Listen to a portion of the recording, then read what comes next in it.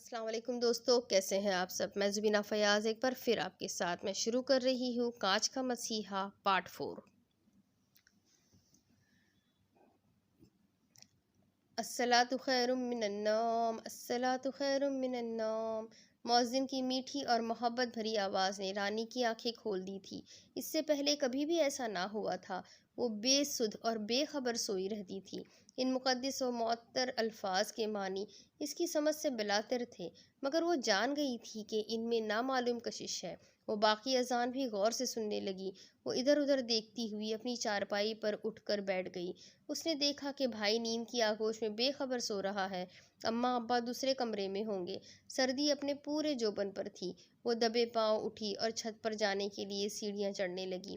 وہ چھت پر آ گئی تو اس نے دیکھا کہ اتنی سخت سردی میں قادر صحن میں لگے ہوئے نل سے پانی نکال کر نہا رہا ہے۔ اس کے جسم پر صرف ایک نکر تھی۔ اتنی سردی میں قادر پاگل تو نہیں ہو گیا؟ مگر وہ ہر قسم کی سردی اور موسم کی زیادتی سے بے نیاز اپنے کام میں اتنا مصروف تھا کہ اسے کسی چیز کا ہوش نہ تھا۔ اسے تو صرف اس بات کا علم تھا کہ اس کا اللہ اسے دیکھ رہا ہے۔ اس نے نہانے سے فراغت پانے کے بعد ایک طرف پڑے ہوئے تولیے سے اپنا جسم پوچھنا شروع کر دیا، پھر وہ اندر کی طرف بڑھ گیا۔ اب رانی کی نظروں سے وہ اوجھل ہو گیا تو رانی کی جان پر بنائی۔ اس نے رات نہ معلوم کیسے گزاری تھی۔ وہ تو قادر کو اپنا بھگوان بنا چکی تھی۔ وہ چاہتی تھی کہ ہر لمحہ قادر اس کے سامنے رہے اور وہ آنکھوں سے اس کی پرستش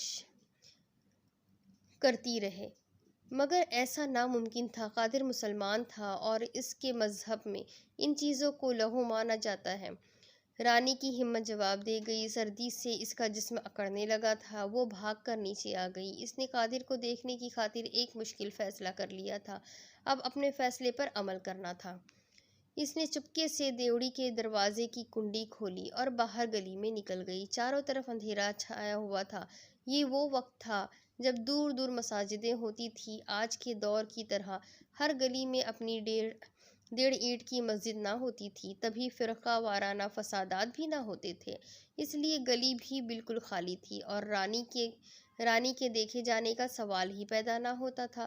وہ دبے قدموں چلتی ہوئی قادر کی کھڑکی سے چپک گئی۔ وہ اندر جھانکنے کے لیے کوئی جگہ تلاش کر رہی تھی، مگر مکان ایسی طرز کا تعمیر کیا ہوا تھا کہ اس میں کوئی درز نہ تھی۔ ہاں، مگر ایک روشن دان ضرور تھا جس سے اندر کمرے میں جلنے والے بلب کی روشنی باہر آ رہی تھی۔ رانی اس روشن دان تک پہنچنے کے لیے کوئی چیز تلاش کرنے لگی، مگر اتنی دیر میں اندر سے قادر کی دکھ بھری آواز نے اسے ایک بار پھر کھڑکی سے چپکنے پر مجبور کر دیا۔ وہ پڑھی لکھی تو نہ تھی، مگر پھر بھی اپنی اس حرکت پر خود کو نادم کرنے لگی۔ مگر عشق اندھا ہوتا ہے، وہ کوئی بھی دلیل یا کوئی بھی بات ماننے کے لیے تیار نہیں ہوتا۔ یہی حال رانی کا تھا۔ وہ کسی بھی دلیل یا خوف کو بالائے طاق رکھ کر اپنے عشق کو پروان چڑھانے کے لیے ہر طرح کا خطرہ مول لینے کے لیے تیار ہو گئی تھی۔ اس کے کانوں میں پڑنے والی قادر کی آواز نے اس کے ہوش خطا کر دیے تھے۔ میرے مالک، میں پرتقصیر خطاوار گنہگار بندہ تیری بارگاہ میں حاضر ہوں۔ میرے مولا، میری حاضری قبول فرما۔ میرے مالک، میرے پیارے آقا علیہ الصلاۃ والسلام کی ذات مقدس پر بے حد ان گنت درود و سلام کے گجرے اور اس گناہ گار امتی کی طرف سے محبتوں بھرا سلام پہنچا کر ان کے درجات مزید بلند فرما۔ میرے پروردگار، میری خطاؤں اور میری غلطیوں کا کوئی حساب نہیں ہے، مگر میرے مولا تیری رحمت بہت وسیع ہے۔ میری ہر غلطی، ہر گناہ اور ہر تقصیر کو اپنی رحمت کے سائے میں پناہ عطا کر کے انہیں نیکیوں میں بدل دے۔ میرے مالک، مجھے روز محشر دوزخ کی آگ سے محفوظ رکھنا۔ اب قادر کی آواز پھٹ گئی تھی۔ وہ ہچکیاں لے کر رونے لگا تھا۔ رانی کے وجود پر بھی لرزہ طاری تھا۔ وہ تھر تھر کانپ رہی تھی۔ پتہ نہیں وہ سردی تھی یا پھر ان دیکھے پروردگار کا خوف تھا جو اسے تھر تھراہٹ میں مبتلا کر رہا تھا۔ میرے مالک، تو ارحم الراحمین ہے، تو غفور الرحیم ہے، میری خطاؤں کی پردہ پوشی کر دے۔ میرے مالک، تو دلوں کے بھید جانتا ہے۔ میرے اللہ، مجھے ہر قسم کی آزمائش سے بچا۔ میں کسی بھی امتحان یا آزمائش کے قابل نہیں ہوں۔ میرے رب، مجھ پر رحم فرما، سختیوں کو دور کر، میری مدد فرما۔ رانی کے وجود نے اتنی سخت سردی میں پسینہ چھوڑ دیا تھا۔ قادر کی التجائی اور سماجتیں بڑھتی جا رہی تھی۔ وہ ایک اندیکھے معبود کو پوج رہا تھا، اس کے خوف اور ہیبت سے تھر تھر کانپ رہا تھا، روز محشر اور دوزخ کی آگ سے خوف زدہ تھا۔ وہ اس معبود کے آگے گڑ گڑا رہا تھا جسے اس نے کبھی نہ دیکھا تھا، مگر اس کا عقیدہ تھا کہ اس کا رب، اس کا معبود اسے اس کائنات کے ہر ذرے سے دیکھ رہا ہے، محبت کی انتہا سے دیکھ رہا ہے۔ مگر قادر کا رونا اور گڑ گڑانا اس بات کا ثبوت تھا کہ اگر وہ غفور الرحیم ہے تو جبار و وقار بھی ہے۔ رانی کی ہمت جواب دے گئی تھی۔ وہ اپنے تھر تھراتے وجود کے ساتھ واپس بمشکل اپنی چارپائی پر پہنچی اور دھڑام سے گر گئی، نامعلوم ساعتوں کے لیے گمنام دنیا میں کھو گئی تھی۔ اس نے دیکھا کہ وہ ایک کیچڑ زدہ جگہ پر گردن تک دھسی ہوئی ہے، اس کے ہاتھ باہر ہے، وہ کیچڑ کے دلدل میں ہاتھ مار رہی ہے، مگر ہر طرف کیچڑ اور گندگی ہی گندگی نظر آتی ہے۔ وہ ایک نامعلوم اجاڑ جنگل ہے جس کے بیچ یہ دلدل بنی ہوئی ہے۔ اسی تگ و دو میں دور کہیں اسے ایک نورانی ستارہ نظر آتا ہے۔ غور کرنے پر پتہ چلتا ہے کہ وہ ستارہ متحرک ہے، اسی کی طرف آہستہ آہستہ بڑھ رہا ہے۔ وہ ستارے کو دیکھ کر ہاتھ چلانے لگتی ہے، مگر بے سود، وہ اپنی جگہ سے ایک انچ بھی آگے نہ بڑھ سکی۔ وہ اپنی مدد کے لیے چیخ و پکار کرنے لگی۔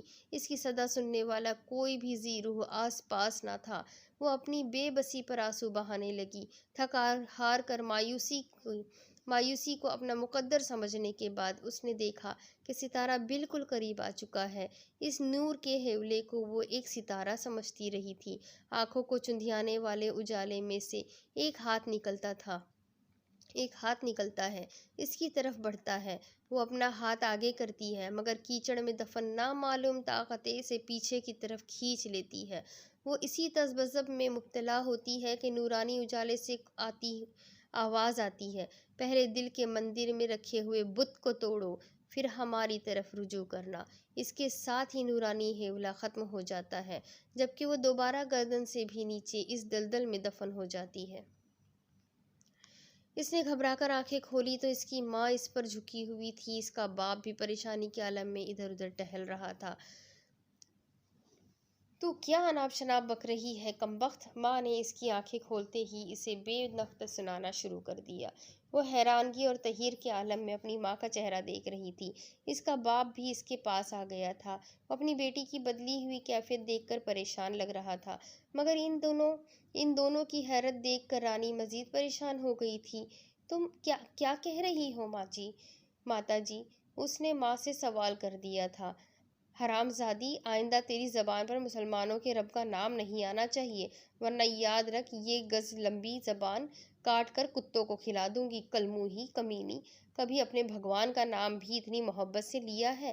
وہ اس پر بھی خاموش نہ ہوئی، پھر اس نے مغلظات کا طوفان بکنا شروع کر دیا۔ رانی حیرانگی سے دیکھتی رہی، پھر اس کا باپو اس کے چارپائی کے پاس نیچے ہی بیٹھ گیا۔ وہ چارپائی پر لیٹی ہوئی تھی، باپو زمین پر اس کے چہرے کے بالکل سامنے تھا۔ اس کی ماتا جی اس کے سرہانے کھڑی تھی۔ باپو نے پیار سے اس کے بالوں میں انگلیاں پھیرنا شروع کر دی۔ دیکھو رانی بیٹی، میں تمہارا پتا ہوں، میں نے تمہیں گود کھلایا ہے، میری اچھی بیٹی بن کر مجھے بتا کہ تجھے کس نے ورگلایا ہے؟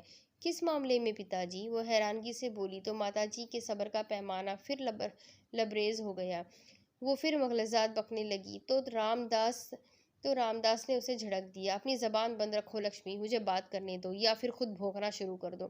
لکشمی کی زبان بند ہو گئی تھی۔ رام داس پھر رانی کی طرف متوجہ ہوا۔ اس کا لہجہ بدستور پرسکون تھا، مگر رانی کے چہرے پر تحیر اور پریشانی نے ڈیرا جما رکھا تھا۔ تم سوتے میں مسلمانوں کے رب کا نام پکار رہی تھی۔ میں پوچھنا چاہتا ہوں کہ وہ کون ہے جس نے تمہیں ہندو دھرم سے ورگلا کر مسلموں کے مذہب کی طرف راغب کیا ہے؟ آپ وشواس کریں باپو، وشواس کی جو ڈوری آپ کے اور میرے درمیان ہے وہ کوئی بھی نہیں دیکھ سکتا، نہ کوئی توڑ سکتا ہے۔ رانی کی بات سن کر لکشمی کے اندر سے لاوا ابلنے لگا، مگر پتی کی آنکھوں کی گھوری دیکھ کر وہ خاموش ہی رہی۔ جب میں بات کر رہا ہوں تو تم اپنی بکواس بند رکھو۔ رانی دیکھو، میں تمہارا پتا ہوں اور تم نے کبھی بھی مجھ سے جھوٹ نہیں بولا۔ اب بھی جو سچ ہے بول دے میری بیٹی، میری الجھن کو مزید مت بڑھا۔ पिता जी, मैंने कभी झूठ नहीं बोला और अब भी सच कह रही हूँ। भगवान की सौगंध, मुझे किसी ने नहीं वर्गलाया और मुझे इल्म भी नहीं है कि मैं नींद में क्या पढ़ रही थी। वो अश्लूक में नहीं जानती वो अश्लूक मैं नहीं जानती। ये कहकर वो खामोश हो गई। माता पिता के माथों पर फिक्र और परेशानी की लकीरें मजीद गहरी हो गई थी। वो मुस्तकबिल करीब में अपनी बेटी को खुद से जुदा होकर कहीं फिजाओं और खलाओं में गुम होता देख रहे थे। वो देख रहे थे कि इनकी बेटी इनसे छिन रही है, इनके अजदाद के धर्म से मुंह तोड़ रही है, मगर ऐसा किसके कहने पर कर रही है। गोया कि इस मोहल्ले में ज़्यादातर घराने मुसलमानों के थे। चंद घराने इन के मजहब से ताल्लुक़ रखते थे। वो किसी पर भी शक ना कर सकते थे। आसपास कोई मस्जिद भी ना थी और इत्तेफाक से किसी मौलवी साहब का घर भी ना था जिस पर शक किया जाता। मैं तो कहती हूँ आज ही पंडित जी से मिलकर इसका आसेब उतारने की कोशिश करे। जवान लड़की है, अगर मजहब बदल गई तो बरादरी हम पर थू थू करेगी। लक्ष्मी की बात ने रामदास को ख्यालात की दुनिया से बाहर निकाला। मैं आज ही पंडित जी महाराज से बात करता हूँ, रामदास ने कहा। मैं तो कहती हूँ कि अभी के अभी जाओ, मुझे मामला इतना सीधा नजर नहीं आता जितना तुम समझ रहे हो। लक्ष्मी की बात में फिक्रमंदी महसूस करके रामदास ने उसी वक्त दूसरे गांव पंडित महाराज के पास जाने की ठान ली। दूसरी तरफ हमूद अली ने लाइट और तारों वाला बैग बंद करके गाड़ी की पिछली सीट पर रखा। कैमरा और बाकी सामान वो पहले ही रख चुका था। अब जाजिब का इंतज़ार था, मगर उसने इंतज़ार करने के बजाय बाबा के कपड़े तब्दील करवाना शुरू कर दिए। अब नॉर्मल बाबा को भी इसकी आदत हो गई थी और फिर हमूद अली का भी कोई न था। बस जाजिब ने खुदा खौफी के पेश नज़र गुज़िश्ता 10 साल से इसे अपने साथ रखा हुआ था। वो मूवीज़ और मिक्सिंग का तमाम काम जानता था। जाजिब के असिस्टेंट के तौर पर काम करता था। घर में बाबा की देखभाल और मूवीज़ को कंप्यूटराइज करना, इसकी एडिटिंग, डबिंग वगैरह इसने जाजिब से सीख ली थी। अब तमाम काम हमूद अली अकेला ही कर लेता था। जाजिब दुकान चलाता था जो कि शहर में फैज़ मूवीज़ के नाम से एक मशहूर दुकान थी, क्योंकि बाबा का नाम फैज़ल हसन था। इसी मुनासिबत से दुकान का नाम भी रखा गया था। शहर भर में अच्छा काम करने वालों में से इनका नाम सरे फहरिस्त था। आला होटलों में, अमीर घरानों में जाकर मूवीज़ बनाना इनका काम था। शादी ब्याह वगैरह व दीगर तकरीबात पर मूवीज़ बनवाने के लिए अमीर लोग इनसे ही राब्ता करते थे। वक्त ना होने की बिना पर वो किसी दूसरी जगह से मूवीज़ बनवाते थे, वरना अव्वलीन तरजीह फैज़ मूवीज़ ही थी। जाजिब ने 3-4 लड़के भी रखे हुए थे जो काम की ज़्यादती की वजह से बेक वक्त 3-4 फंक्शंस अटेंड कर सकते थे। अब भी किसी ने फ़ोन पर इन्हें फ़ंक्शन लिखवा दिया था। जाजिब ने डायरी में से खाली तारीख देखकर फ़ंक्शन नोट कर लिया था, मगर अपना तरीक़ाकार भी बता दिया था कि वो एडवांस के बगैर फ़ंक्शन नहीं करते। लिहाजा शाम को ही एक बूढ़ा मुलाजिम टाइप बंदा इन्हें एडवांस की रकम देकर रसीद ले गया था। अब इनकी तैयारी उरूज पर थी। जाजिब भी कपड़े तब्दील कर चुका था और हमूद अली ने बाबा को खाना भी खिला दिया था। अब वो जानते थे कि बाबा अपने कमरे में उनके देर से वापस आने तक सुकून से सोया होगा। उन्होंने वसी घराने के एक कमरे को मिक्सिंग रूम का नाम दिया हुआ था, जिसमें उनका बहुत सारा सामान तरीके से पड़ा हुआ था। मिक्सर, कंप्यूटराइज्ड कैमरे, कंप्यूटर, सीडी प्लेयर्स, टीवी वगैरह। इस सामान की मालियत तकरीबन 9-10 लाख के करीब थी।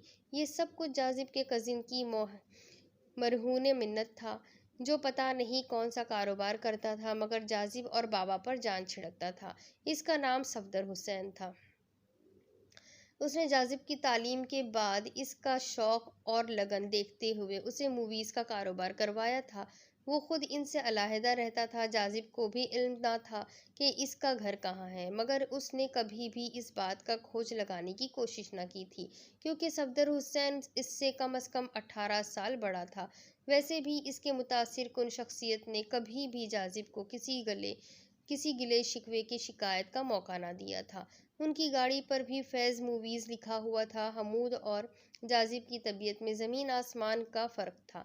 हमूद हर लम्हे मजाक और हंसने हंसाने के मूड में होता, जबकि जाजिब मौका और मुनासिबत से इसकी बात का जवाब इसी की ज़बान में देता। इसकी ये खूबी थी कि काम के वक्त वो بالکل سنجیدہ ہوتا تھا۔ کئی موقعوں پر کئی لڑکیوں نے حمود اور جاذب کو اپنے موبائل نمبرز دیے، ان کے کارڈز بھی لے لیے، مگر جب فنکشن ختم، تمام معاملات بھی ختم۔ وہ کسی بھی لڑکی کو لفٹ نہ کراتے تھے کیونکہ کام کے وقت کام ہی ان کا منشور تھا۔ اب بھی حمود نے گھر کے گیٹ کو تالا لگایا اور گاڑی کی ڈرائیونگ سیٹ سنبھال لی۔ باس ایک بات تو بتاؤ۔ گاڑی کے ساتھ ہی حمود کی زبان بھی چل پڑی تھی۔ وہ جاذب کو باس کہتا اور جاذب بھائی کہہ کر پکارتا تھا۔ جاذب سمجھ گیا کہ اب اس کا دماغ خالی ہو جائے گا جب تک وہ اپنی مطلوبہ جگہ پر نہیں پہنچ جاتے، اس لیے وہ بیزاری سے بولا، بکو، کیا بکنا چاہتے ہو؟ اس طرح بیزاری سے تو نہ دیکھو، کہیں ہماری جان ہی نہ نکل جائے۔ حمود پٹری سے اتر رہا تھا۔ جاذب خاموش رہا۔ وہ پھر بولا، کیونکہ اس کے لیے خاموش رہنا مر جانے کے مثل تھا۔ جس گھر میں ہم جا رہے ہیں، پہلے اسے دیکھا ہے یا نہیں؟ یہ سوال کام کے متعلق تھا۔ جاذب بھی متوجہ ہوا۔ اس سے پہلے کبھی کبھار ہی ایسا ہوتا ہے کہ ہم نے وہ گھر دیکھے ہوں گے، مگر اس بار پہلی مرتبہ ایسا ہوا کہ ہم اس علاقے میں ہی پہلی بار جا رہے ہیں، مگر جس جگہ پر یہ گھر واقع ہے، اتنی دیر میں وہ دکان پر پہنچ گئے تھے۔ جاذب گاڑی سے اتر کر دکان میں داخل ہوا تو اس نے دیکھا کہ شاکر بڑی تندہی اور توجہ سے دکانداری ہینڈل کر رہا تھا۔ اسے شاکر پر اعتماد تھا اور شاکر بھی اس کے اعتماد پر پورا اترنے کی کوشش کرتا تھا۔ اب رات کے 10 بج گئے تھے۔ جاذب اسے کچھ ہدایات دے کر دکان سے باہر نکل آیا۔ عدنان بک سپاٹ کو تالا لگا کر جاذب کی گاڑی دیکھ کر اس کی طرف بڑھ آیا۔ جاذب بھائی، اگر کوئی نئی کتاب کے شاعر کا پتہ پوچھے تو کیا جواب دوں؟ عدنان نے بائیں آنکھ دبا کر اس سے پوچھا۔ کس نے پوچھا ہے؟ حوریہ آپی نے۔ یہ محترمہ کون ہے؟ وہی جس کے ہاتھ سے بابا نے کتابیں چھینی تھی، عدنان نے مسکراتے ہوئے کہا۔ تو جاذب کی آنکھوں کے سامنے حوریہ کا حور نما سراپا گھوم گیا۔ نہیں، کوئی ضرورت نہیں ہے کچھ بھی کہہ کر ٹال دینا۔ اگر پتہ بتایا تو یاد رکھنا جاذب کی دھمکی میں پیار بھی تھا۔ عدنان مسکرا کر دوسری طرف چلا گیا۔ جاذب نے حمود کے برابر والی سیٹ سنبھالی اور گاڑی اپنی منزل کی طرف چل پڑی۔ جاذب حمود کو راستہ سمجھاتا جا رہا تھا۔ گاڑی ایک ویران سڑک پر آ گئی تو حمود نے اپنی زبان کو جنبش دینا شروع کر دیا۔ باس، کیا اب ہمارا معیار اتنا گر گیا ہے کہ ہم مردوں کی ڈاکومنٹری بنایا کریں گے؟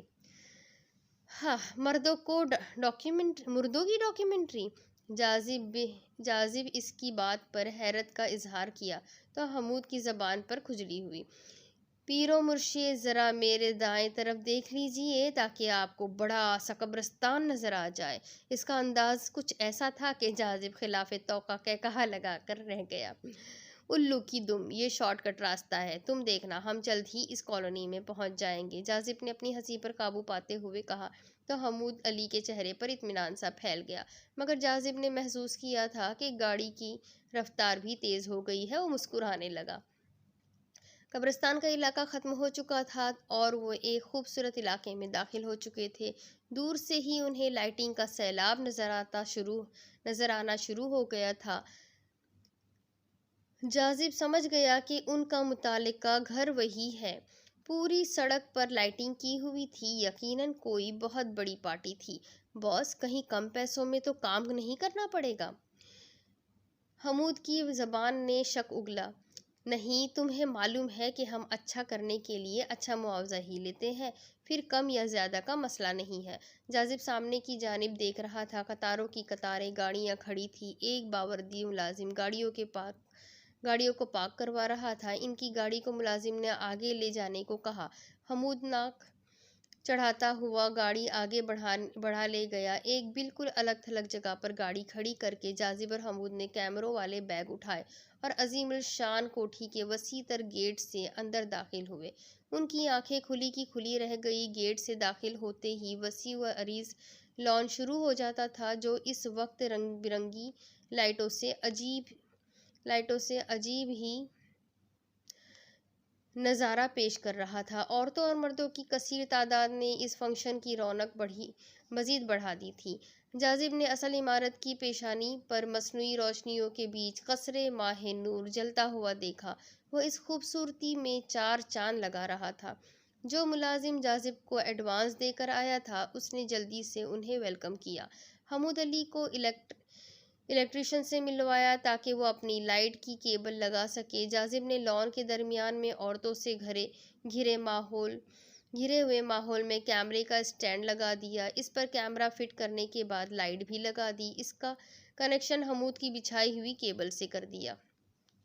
دوسرا کیمرہ جاذب کے کندھوں پر تھا۔ اس نے لائٹنگ کی ویڈیو بنانا شروع کر دی۔ قصر ماہ نور سے آغاز کیا اور پھر آہستہ آہستہ ساری ہی لائٹنگ کو کور کر لیا گیا۔ اب وہ پرسکون ہو کر ایک جگہ پر کرسیوں پر براجمان ہو گئے۔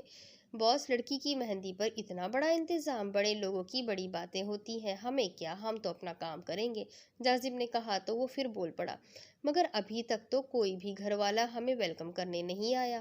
اسی ملازم سے پوچھتے ہیں نا، بھائی ہم کس کے گھر آئے ہیں، کن لوگوں کی زیادہ فلم بنانی ہے، اور کون سے اسپیشل مہمان ہیں، اس گھر کے داماد کون ہیں، اس گھر کے بڑے کون ہیں، لڑکی کا باپ کون ہے، ماں کون ہے۔ بس باس، میں سمجھ گیا، وہ جاذب کی بات کاٹتے ہوئے بولا۔ دیکھو حمود بیٹا، جتنے بڑے محل میں اس وقت تم کھڑے ہو، اس سے پہلے کبھی بھی اتنا بڑا گھر تم نے نہیں دیکھا ہوگا۔ جاذب اس وسیع تر محل نما گھر سے خاصا مرعوب لگ رہا تھا۔ نہیں باس، میں نے کبھی نہیں دیکھا۔ حمید کا مختصر جواب سن کر وہ اس کی جانب حیرانگی سے دیکھنے لگا، کیونکہ آج تک اس نے اتنا مختصر جواب کبھی نہ دیا تھا، بلکہ لمبی تقریر کر ڈالتا تھا۔ اتنی دیر میں وہی ملازم ان کی طرف آتا ہوا دکھائی دیا۔ وہ پاس آ کر جاذب سے مخاطب ہوا، آپ کو بڑے ملک صاحب بلا رہے ہیں، کیمرے کے بغیر ہی تشریف لائیے۔ اس نے جاذب کو ہی مخاطب کیا تھا، اس کا مطلب تھا کہ جاذب اکیلا ہی جائے، ابھی کوئی لوکیشن دیکھنی ہوگی، اس کے بعد ویڈیوگرافی یا پھر گھر والوں کا تعارف ہوگا تاکہ ان کی خصوصی طور پر فلم بنائی جا سکے۔ وہ یہ سوچتا ہوا اس ملازم کی رہنمائی میں چلنے لگا۔ رنگین آنچل اور فیشن کا بازار لگا ہوا تھا۔ ملازم اسے کوٹھی کی پچھلی طرف سے لے جا رہا تھا، کیونکہ فرنٹ پر مہمان براجمان تھے۔ وہ چلتے ہوئے سرونٹ کوارٹروں کے سامنے پہنچ گئے۔ ملازم بڑھتا جا رہا تھا، مگر جاذب کو ایک کوارٹر نے پکڑ لیا تھا۔ وہ وہیں جم کر رہ گیا تھا۔ ایک مانوس سی خوشبو اس کے دروازے سے نکل کر جاذب کو اپنی طرف کھینچ رہی تھی۔ چند ساعتیں عجیب سی صورتحال پیدا کر گئی تھی۔ اس نے بمشکل قدم آگے بڑھائے اور تھوڑی دور ہی راہداری میں ملازم کو مل گیا۔ خوبصورت راہداری سے گزرتے ہوئے ملازم چلتا ہوا ایک کمرے کے سامنے رک گیا۔ اس نے احتیاط اور آہستگی سے دستک دی۔ اندر سے اجازت ملنے پر دروازہ کھول کر اندر داخل ہو گیا۔ جاذب باہر کھڑا اس کا انتظار کرتا رہا۔ چند منٹ بعد وہ باہر آیا تو اس نے جاذب کو اندر جانے کا اشارہ کیا۔ جاذب دروازے پر دستک دے کر اندر داخل ہو گیا۔ اندر کا ماحول اس کے ہوش گم کرنے کے لیے کافی تھا۔ یہ تو بہت بڑا کمرہ تھا۔ گھر کے تمام افراد جمع تھے۔ ان میں سے ایک مرد آگے بڑھا جس کے چہرے پر خشخشی داڑھی تھی۔ اس کا قد و کاٹ بتا رہا تھا کہ یہ وہی بڑے ملک صاحب ہے۔ اس نے جاذب کو سرتاپا ایک نظر دیکھا۔ میں ملک عبد الرحمن ہوں، اس گھر کا سربراہ۔ یہ میری پوری فیملی ہے۔ یہ پہلا موقع ہے کہ گھر میں کسی فنکشن کی ویڈیو فلم بن رہی ہے۔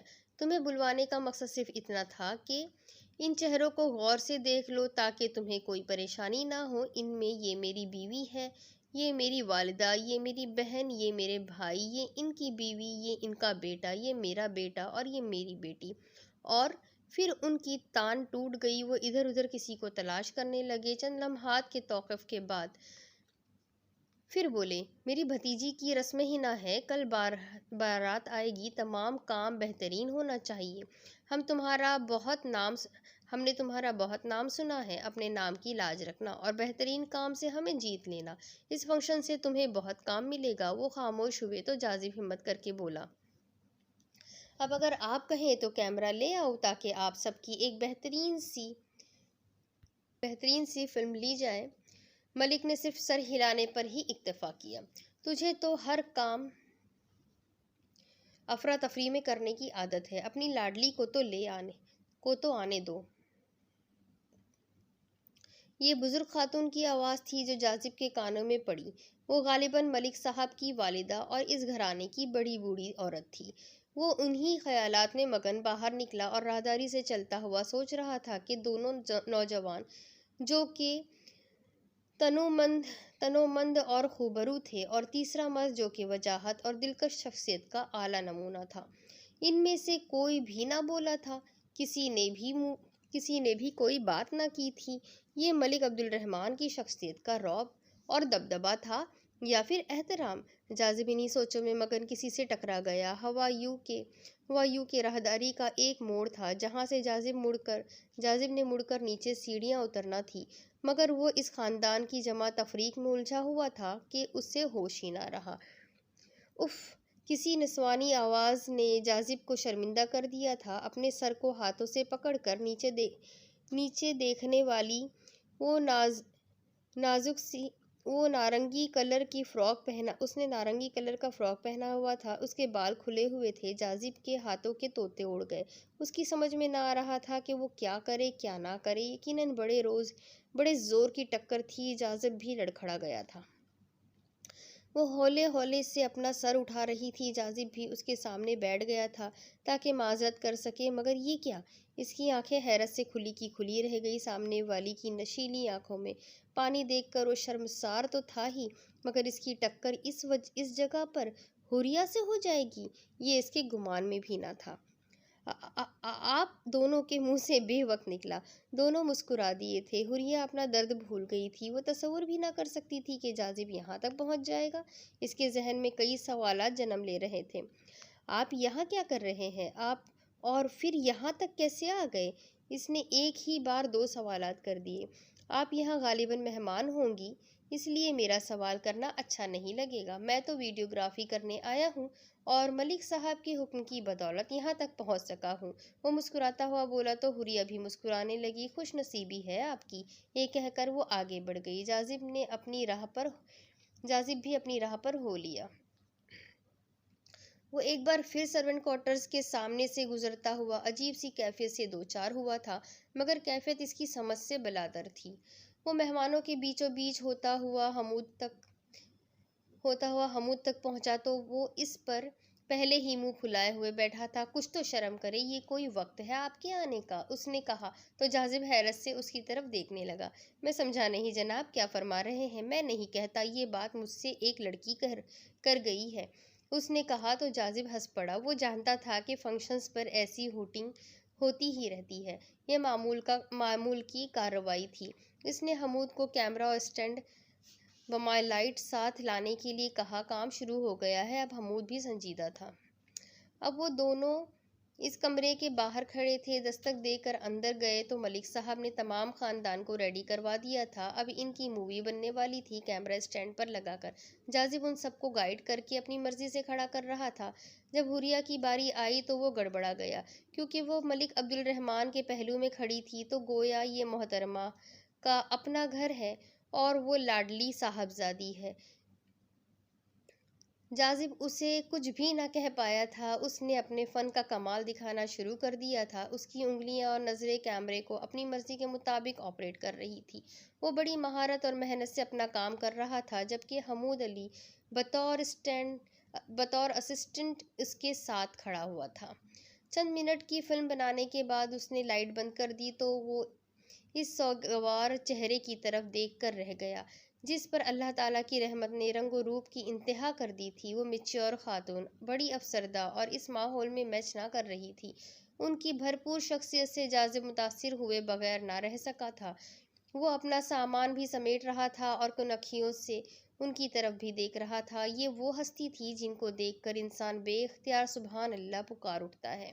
ان کے چہرے پر پاکیزگی اور تقدس ایسا تھا کہ حوریں بھی شرما جاتی۔ انہوں نے کسی بھی قسم کا کوئی میک اپ نہ کیا تھا، بس براؤن کلر کا سوٹ پہنا ہوا تھا جس پر کسی بھی قسم کی کڑھائی وغیرہ نہ تھی، مگر ان کی جاذب نظر شخصیت کسی بھی زیور یا پھر ایمبرائڈری کے محتاج نہ تھی۔ جاذب نے بھی محسوس کیا کہ وہ اسی کی طرف دیکھ رہی ہے، مگر اب زیادہ دیر ٹھہرنا اس کے بس میں نہ تھا۔ وہ اپنا سامان سمیٹ کر نیچے لان میں پہنچ گئے۔ ملک عبد الرحمن اور گھر کے دوسرے لوگ اب مہمانوں کو خوش آمدید کہہ رہے تھے۔ رات کے 12 بجنے والے تھے۔ دلہا کی طرف سے مہندی آنے والی تھی۔ حوریہ کے علاوہ سبھی لوگ نظر آ رہے تھے، مگر محترمہ کہاں تھی یہ معلوم نہ تھا۔ جاذب کی نظریں یوں ہی بے اختیار عمارت کی طرف اٹھی تو اس کی نظر دور جلنے والی لائٹنگ میں ایک کھلی ہوئی کھڑکی میں سوگوار اور اداس چہرے پر پڑ گئی۔ وہ اس طرح سے کھڑی تھی کہ یوں لگتا تھا کہ وہ جاذب کو ہی دیکھ رہی ہو، مگر یہ جاذب کا وہم تھا۔ اس نے حمود علی کو اشارے سے اس کھڑکی کی طرف متوجہ کیا۔ وہ بھی حیران رہ گیا۔ باس، ایک بات ماننا پڑے گی یار، آنٹی کی شخصیت انتہائی دلکش ہے، مگر ان کے خوبصورت چہرے پر چھائی اداسی، اس سوگواری میری سمجھ سے بالاتر ہے۔ وہ تبصرہ کر گیا تھا، تو بھی جاہل ہے، ہمیں کیا پڑی ہے کسی کی شخصیت کا کھوج لگائے، بس اپنا کام کر اور چلتا بن۔